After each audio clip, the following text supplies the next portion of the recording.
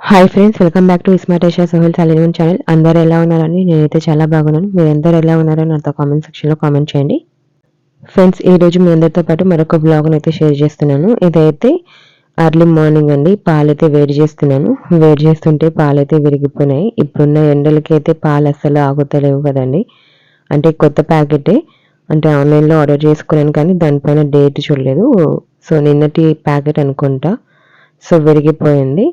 ఇంకా అందుకని చెప్పి ఇంకా కొంచెం అలా వేడి చేసి పక్కన పెట్టేశాను. పన్నీర్ చేద్దాం లేకపోతే కలాకండ్ చేద్దామని దాన్నైతే అలానే పక్కన పెట్టేశానండి.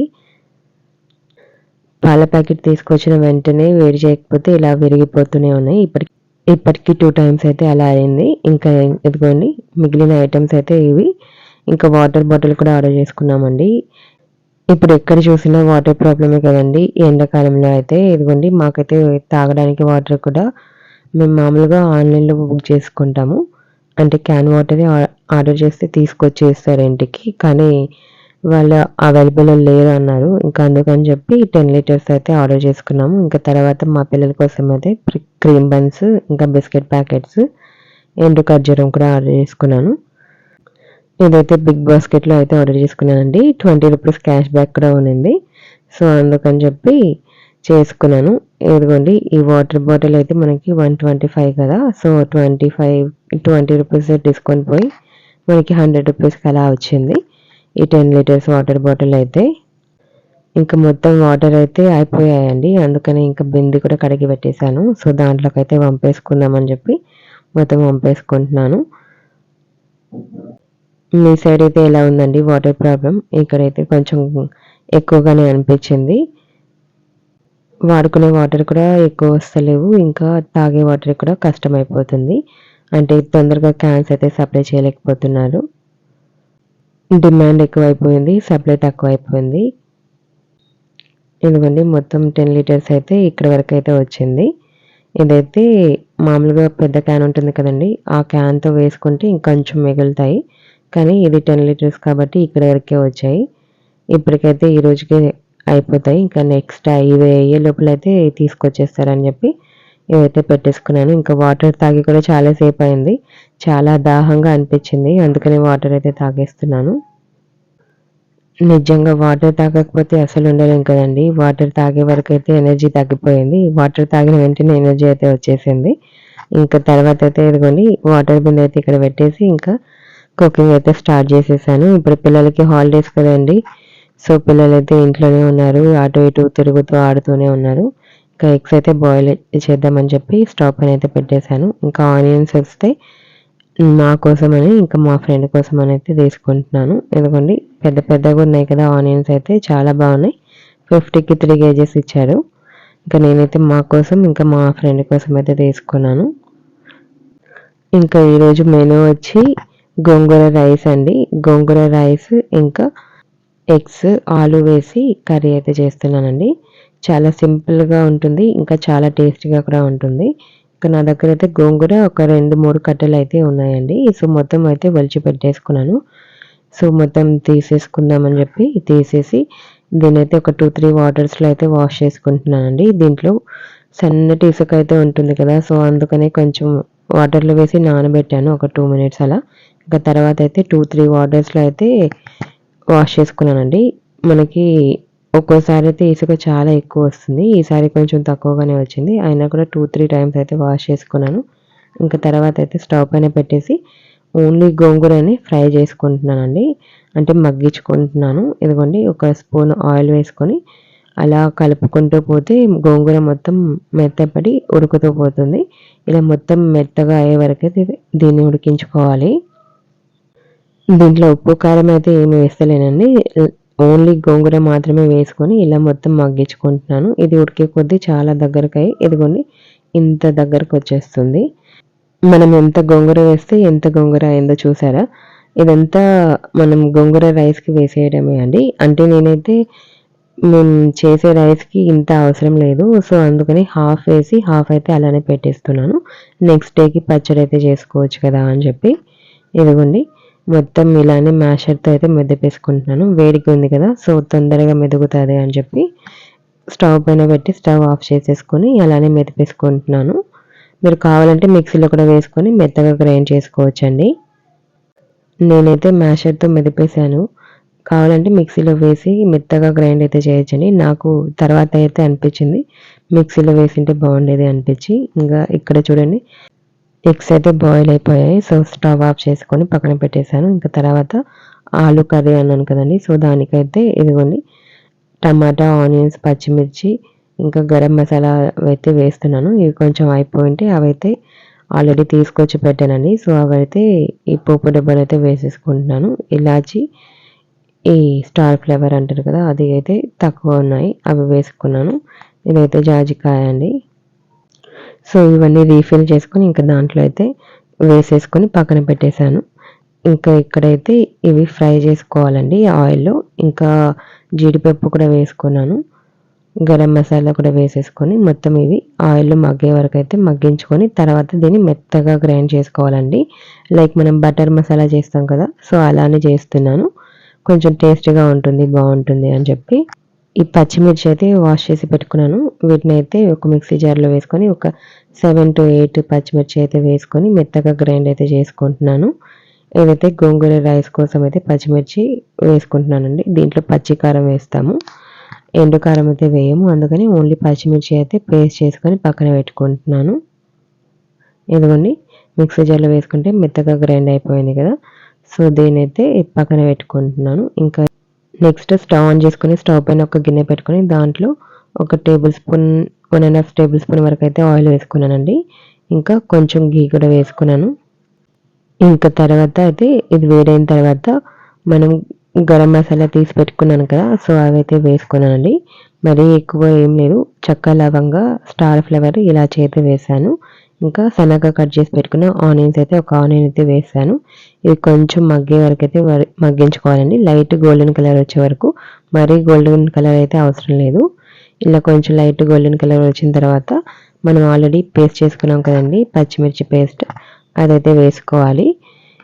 ఇలా పచ్చిమిర్చి పేస్ట్ వేస్తే పచ్చివాసన పోయి చాలా టేస్టీగా వస్తుందండి గోంగూర రైస్ అయితే. ఇంకా తర్వాత అయితే ఒక స్పూన్ అల్లం వెల్లుల్లి పేస్ట్ అయితే వేసానండి. అది వేసి కొంచెం పచ్చివాసన వెళ్ళే వరకు అయితే మగ్గించుకున్నాను. ఇంకా తర్వాత అయితే మనం ఆల్రెడీ గోంగూరని మగ్గించి పెట్టుకున్నాం కదా, సో అదైతే హాఫ్ అయితే వేసానండి. నేను ఇక్కడ హాఫ్ కేజీ రైస్ అయితే వేస్తున్నాను. హాఫ్ కేజీ కొంచెం ఎక్కువ ఉంటుంది అంతే. ఆ రైస్కి అంత గోంగూర అయితే సరిపోతుందండి, లేకపోతే మరీ కొంచెం పుల్లగా అయిపోతుంది రైస్ మొత్తం వేసుకుంటే. ఇలా 2 మినిట్స్ మగ్గించుకున్న తర్వాత కొంచెం వాటర్ వేసుకొని ఒకసారి బాగా కలుపుకొని మనం రైస్ ఎన్ని గ్లాసెస్ తీసుకున్నామో దానికి డబుల్ క్వాంటిటీ అయితే వాటర్ వేసుకోవాలి. ఇక నేనైతే ఒక 4 గ్లాస్ రైస్ తీసుకున్నానండి. సో దానికైతే గ్లాస్ అంటే మరీ పెద్దది కాదండి, చాలా చిన్నది, అందుకని అన్ని గ్లాస్ వాటర్ అయితే వేయాల్సి వచ్చింది. ఇలా వాటర్ వేసుకున్న తర్వాత రుచికి తగినంత ఉప్పు వేసుకొని ఒకసారి బాగా కలుపుకొని మూత పెట్టేస్తే చాలండి. ఎసరు మరిగే వరకు అయితే మరిగించుకోవాలి. ఇలా ఎసరు వచ్చిన తర్వాత ఆల్రెడీ కడిగి పెట్టుకున్న రైస్ ఉంది కదా, అదైతే వేసేసుకుంటున్నాను. అవన్నీ వేసుకొని ఒకసారి బాగా కలుపుకొని ఇంకా తర్వాత అయితే ఫ్లేమ్ని మీడియం టు లో ఫ్లేమ్లో పెట్టుకోవాలండి. అలా పెట్టుకొని రైస్ని అయితే ఉడికించుకోవాలి. చాలా సింపుల్గా ఈజీగా అయితే అయిపోతుందండి గోంగూర రైస్. చాలా టేస్టీగా కూడా ఉంటుంది. మనం దీన్ని వెజ్ కర్రీ కంటే కూడా చికెన్ కానీ మటన్ కర్రీతో కానీ తింటే చాలా టేస్టీగా ఉంటుంది. ఇంకా ఆ రోజైతే అంతకుముందే తిన్నామండి, అందుకని చెప్పి నేనైతే నాన్ వెజ్ అయితే తెప్పించలేదు. ఇదిగోండి చాలా తొందరగానే అయిపోతుంది. మనం ఫ్లేమ్ని అయితే లో టు మీడియం ఫ్లేమ్లో పెట్టుకోవాలి, లేకపోతే పొంగిపోతుందండి. ఇంకా రైస్ ఉడికే కొద్దీ చాలా దగ్గరకు అవుతుంది కదా, సో ఇలా దగ్గరకు అయిన తర్వాత ఫ్లేమ్ని లో ఫ్లేమ్లో పెట్టుకొని కొంచెం అలా దమ్ పెట్టేసుకుంటే చాలు. వేడి వేడి గోంగూర రైస్ అయితే రెడీ అయిపోతుందండి. చాలా అంటే చాలా టేస్టీగా ఉంటుంది. మీరు ఎప్పుడైనా ట్రై చేశారా? లేదా ఒకసారి ట్రై చేసి మీకు ఎలా వచ్చిందో కూడా నాతో కామెంట్లో షేర్ చేయండి. ఇంకా ఇదిగోండి ఇక్కడైతే ఆలు అయితే కట్ చేసి పెట్టుకున్నాను, ఎగ్స్ కూడా పొట్టు తీసి పెట్టుకున్నాను. ఇంకా ఇదైతే చల్లారిపోయింది కదా, సో దీన్ని అయితే మిక్సీ జార్లో వేసుకొని మెత్తగా గ్రైండ్ చేసుకొని ఇంకా కర్రీ అయితే స్టార్ట్ చేసేద్దామని చెప్పి ముందుగా అయితే వీటిని అయితే గ్రైండ్ చేసుకుంటున్నాను. ఇదైతే మెత్తని పేస్ట్ లాగా చేసుకోవాలండి. మనం బటర్ మసాలాకి ఎలా క్రీమీ టెక్స్చర్ రావాలని చెప్పి మెత్తగా గ్రైండ్ చేస్తాం కదా, అలా గ్రైండ్ చేసుకుంటేనే మనకి కర్రీ చాలా టేస్టీగా వస్తుందండి. ఇదిగోండి ఇక్కడైతే నేను మెత్తగా గ్రైండ్ చేసేసాను. ఇంకా స్టవ్ పైన అయితే ఒక కడాయి పెట్టేసుకొని దాంట్లో ఒక 2 టేబుల్ స్పూన్ అయితే ఆయిల్ అయితే వేసుకుంటున్నానండి. ఇక నేనైతే బటర్ కానీ ఘీ కానీ ఏం వాడతలేనండి. అంటే వెజ్ కర్రీనే కదా అని చెప్పి ఎక్కువ వేయలేదు. ఇంకా ఇదిగోండి ఆయిల్ కొంచెం వేడైన తర్వాత ముందుగా అయితే ఆలూనైతే ఇలా ఫ్రై చేసుకుంటున్నాను. ఇవి లైట్ గోల్డెన్ కలర్ వచ్చే వరకు అయితే ఇలా ఫ్రై చేసుకుంటున్నాను. మనం పచ్చిగా వేస్తే అంత టేస్ట్‌గా అనిపించదు. ఇలా వేసుకుంటే బావుంటుంది. ఇంకా ఆలు కొంచెం మగ్గిన తర్వాత ఇదిగోండి ఆల్రెడీ ఉడికించి పెట్టుకున్న ఎగ్స్ ఉన్నాయి కదా! సో, వాటిని కూడా అలా వేసేసుకుంటున్నాను. ఎగ్స్‌ని కూడా మనం అలానే తినే కంటే ఇలా కొంచెం ఫ్రై చేసుకొని తింటే టేస్ట్ బావుంటుందండి. నాకెందుకో ఇలానే నచ్చుతది. ఇంకా అందుకని ఇదిగో ఇలా ఫ్రై అయిన తర్వాత చివరగా కొంచెం ఉప్పు, కారం, పసుపు అయితే వేశాను. ఉప్పు వేసిన క్లిప్ అయితే మిస్ అయిందండి. సో, ఇలా మొత్తం ఫ్రై చేసుకున్న తర్వాత వీటినైతే తీసేసుకుంటున్నాను. ఇలా తీసేసుకున్న తర్వాత ఇదే ఆయిల్‌లో మనం ఆల్రెడీ సన్నగా కట్ చేసి పెట్టుకున్న ఆనియన్స్ ఉన్నాయి కదా! ఆనియన్స్, పచ్చిమిర్చి అయితే వేసేసుకుంటున్నాను. ఇలా ఇవి వేసుకొని లైట్ గోల్డెన్ కలర్ వచ్చే వరకైతే ఫ్రై చేసుకోవాలి. ఇలా ఫ్రై చేసుకుంటే మనకి టేస్ట్ బావుంటుంది. మనకి ఆల్రెడీ ఆయిల్‌లో ఉప్పు, కారం కలిసుంది కాబట్టి మనకి అంత తొందరగా తెలీదండి. చూసి మీడియం ఫ్లేమ్‌లో పెట్టుకొని ఫ్రై చేయాలి. లేకపోతే మాడిపోతుంది. ఇంకా తర్వాత ఒక స్పూన్ అల్లం వెల్లుల్లి పేస్ట్ అయితే వేశాను. ఇలా పచ్చివాసన పోయే వరకైతే ఫ్రై చేసుకొని తర్వాత 1 టేబుల్ స్పూన్ కారం, కొంచెం పసుపు, ఇంకా కొంచెం ఉప్పు అయితే వేసుకొని ఒకసారి బాగా కలుపుకొని ఆయిల్‌లో ఫ్రై చేసుకోవాలి. ఇలా ఫ్రై చేసుకున్న తర్వాత మనం ఆల్రెడీ గ్రైండ్ చేసి పెట్టుకున్న మసాలా ఉంది కదండీ! సో, దాన్నైతే వేసేసుకుంటున్నాను. ఇలా వేసుకొని ఒకసారి బాగా కలుపుకొని ఆ మిక్సీ జార్‌ని కూడా కొంచెం వాటర్ వేసుకొని రిన్స్ చేసుకొని ఆ వాటర్‌ని కూడా వేసేసుకుంటున్నాను. ఇలా మొత్తం వాటర్ వేసుకొని ఈ కర్రీనైతే కొంచెం ఉడికే వరకైతే ఉడికించుకోవాలండి. ఆల్రెడీ మనం మసాలా అయితే ఉడికించిందే కాబట్టి తొందరగానే ఉడికిపోతుందండి. మీరు కావాలంటే ఈ టైంలో కొంచెం కసూరి మేతి ఉంటే అది కూడా వేసుకోవచ్చండి. నా దగ్గర ఉంది కానీ నేను మర్చిపోయాను. సో, సరే ఇంకా ఏం చేస్తాం మర్చిపోతే ఏం చేయలేం కదా! సో, అందుకని మీకైతే గుర్తు చేస్తున్నాను. ఇదిగోండి ఇలా ఉడికే కొద్దీ కర్రీ మనకి క్రీమీ టెక్స్చర్‌తో చాలా టేస్టీగా అయితే వస్తుందండి. ఇంకా కొంచెం ధనియాల పొడి అయితే వేసుకున్నాను. మరి ఎక్కువైతే వేయలేదండి. కొంచెం వేసుకున్నాను. ఒక హాఫ్ స్పూన్ వరకైతే వేసుకొని ఒకసారి అయితే బాగా కలుపుకొని ఇంకా దీన్నైతే కొంచెం బాగా ఉడికించుకుంటున్నాను. కొంచెం వాటర్ ఏసాను. ఎందుకంటే ఉడికే కొద్దీ చాలా దగ్గరకు అయిపోతుంది కదా! సో, అందుకని కొంచెం వాటర్ వేసుకొని బాగా ఉడికించుకున్నాను. ఇంకా మూత పెట్టి ఉడికించే వరకు అయితే మంచిగా ఉడికిపోయిందండి. ఇలా కర్రీ మొత్తం ఇలా బబుల్స్ వచ్చే వరకైతే బాగా ఉడికించుకోవాలి. ఇదిగోండి ఇలా బాగా ఉడికిన తర్వాత ఇందులోనే మనం ఆల్రెడీ ఫ్రై చేసి పెట్టుకున్న ఎగ్, ఆలు ఉంది కదా! అదైతే వేసేసుకుంటున్నానండి. అది వేసుకొని మరొక 5 మినిట్స్ అయితే ఉడికించుకోవాలి. అప్పుడే మనకి గ్రేవీలోని టేస్ట్ కూడా మనకి ఆలులోకి, ఎగ్స్‌లోకి వెళ్తుంది.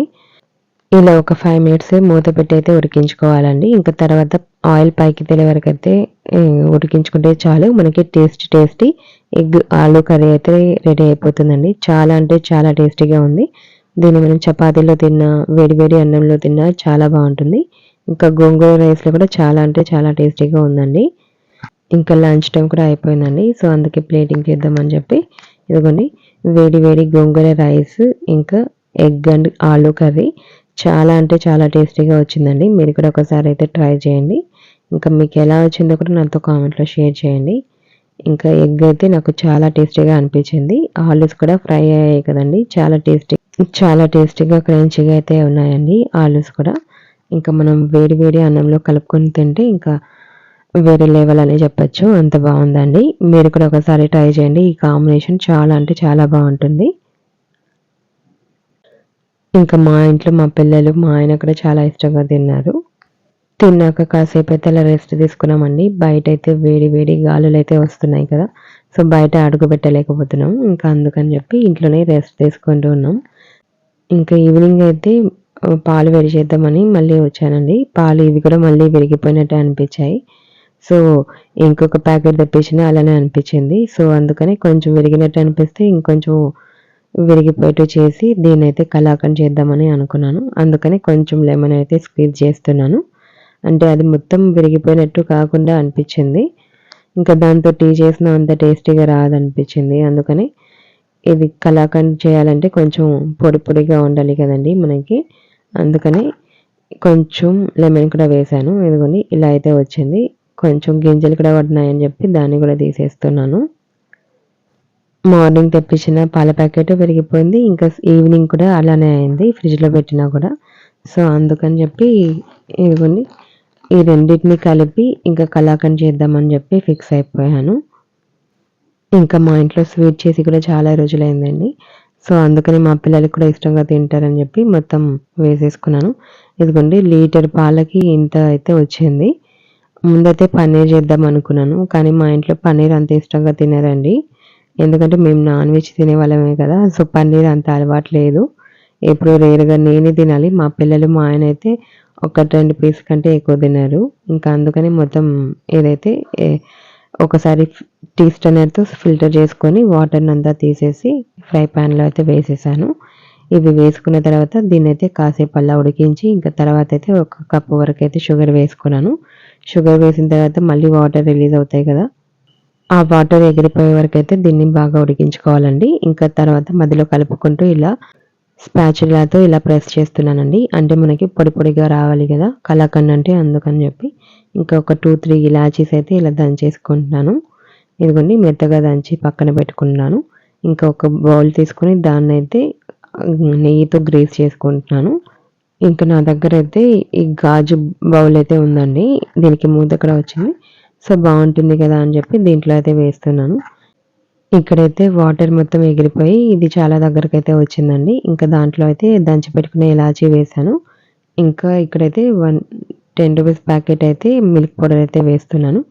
మీరు కావాలంటే మనం ఉడికించేటప్పుడే కొంచెం పాలు కూడా వేసుకోవాలి. మనకి పాల ఫ్లేవర్ ఎక్కువగా ఉంటుంది అలా వేసుకుంటే. లేకపోతే కొంచెం ఏదో తగ్గిన ఫీలింగ్ అయితే వస్తుంది. అంటే షాప్‌లో దొరికినట్టు ఉండదు. అందుకని చెప్పి పాల పౌడర్ అయితే వేసుకొని దీన్నైతే ఒకసారి బాగా కలుపుకొని ఉడికించుకుంటున్నాను. ఇంకా చివరగా అయితే ఒక 2 టేబుల్ స్పూన్ అయితే నెయ్యి వేసుకుంటున్నాను. ఈ నెయ్యి వేయడం వల్ల నెయ్యి ఫ్లేవర్‌తో చాలా టేస్టీగా ఉంటుందండి. ఇంకా నేను ఆల్రెడీ తీసుకున్న మిల్క్ కూడా ఫుల్ క్రీమ్ మిల్క్. దాంట్లో కూడా మనకి నెయ్యి రిలీజ్ అయింది. ఇంకా నేను మళ్ళీ ఎక్స్‌ట్రాగా ఒక 2 స్పూన్స్ అయితే వేసుకున్నాను కదా! సో, నెయ్యి ఫ్లేవర్‌తో చాలా అంటే చాలా టేస్టీగా ఉందండి కలాకండ్ అయితే. చూస్తుంటేనే తెలిసిపోతుంది కదా! పొడి పొడిగా చాలా టేస్టీగా అయితే వచ్చిందండి. ఇంకా దీన్నైతే ఇంకా మనం ఆల్రెడీ గ్రీస్ చేసి పెట్టుకున్నాం కదా! ఆ బౌల్‌లో అయితే వేసేద్దామని చెప్పి ఇదిగోండి వేసేస్తున్నాను. ఇలా వేసుకొని దీన్నైతే ఒక 2, 3 అవర్స్ అయితే అలా పక్కన పెట్టేస్తే అది సెట్ అయిపోతుందండి. నేనైతే ఈవినింగ్ అయింది కదా! నేను చేసేటప్పటికి ఇంకా రాత్రంతా అలానే పెట్టేసి నెక్స్ట్ డే మార్నింగ్ అయితే తిన్నామండి దీన్నైతే. ఇదిగోండి ఇలా మొత్తం వేసుకున్న తర్వాత దీన్ని ఇలా స్పాచులాతో అయితే ప్రెస్ చేసుకుంటున్నాను. అంటే మనకి సెట్ అవుతుంది. అందుకని ఇలా మొత్తం వేసుకొని ఒకసారి అయితే ఇలా ప్రెస్ చేసుకొని దీన్నైతే పక్కన పెట్టేసానండి. ఇది కొంచెం చల్లారిన తర్వాత అయితే మనం పీసెస్‌గా కట్ చేసుకొని తినొచ్చు. కానీ ఇక్కడైతే 1 అవరే అయిందండి. ఇంకా తర్వాత అయితే దీన్ని కట్ చేస్తున్నాను. అంటే మళ్ళీ కట్ చేసుకోవచ్చు కానీ ముందైతే కట్ చేశాను. చూద్దాం కొంచెం తిందాం అన్నట్టు. కానీ బాగా వేడిగానే అనిపించింది ఇంకా లోపలికి. సో, అందుకని అలానే పెట్టేసి ఇంకా తర్వాత నెక్స్ట్ డే మార్నింగ్ అయితే దీన్ని తిందామని అలానే పెట్టేసానండి. ఇదిగోండి నెక్స్ట్ డే మార్నింగ్ అయితే డీమోల్డ్ అయితే చేశాను. ఎంత బాగా వచ్చిందో చూసారా? మిల్క్ కేక్ లాగా అనిపిస్తుంది కదా! నిజంగానే అట్లనే ఉందండి. అంత బావుంది. నా ఆత్రం ఆపుకోలేక ముందైతే అటు సైడ్ నుండి కట్ చేశాను కదా! ఇంకా తర్వాత డీమోల్డ్ చేసిన తర్వాత ఇటు సైడ్ నుండి కట్ చేశాను. ఇంకా చూడండి పీసెస్ కూడా మంచిగా వచ్చాయి. చాలా అంటే చాలా టేస్టీగా వచ్చిందండి ఈ కలాకండ్ అయితే. ఇది ఫ్రెండ్స్ ఈరోజు వ్లాగ్ అయితే మీకు నచ్చిందని అనుకుంటున్నాను. నచ్చితే ఒక చిన్న లైక్ ఇచ్చి నా ఛానల్ అయితే సబ్స్క్రైబ్ చేయండి. మరొక వీడియోతో మళ్ళీ కలుద్దాం. Thanks for watching. Take good care. Bye అండి. బాయ్.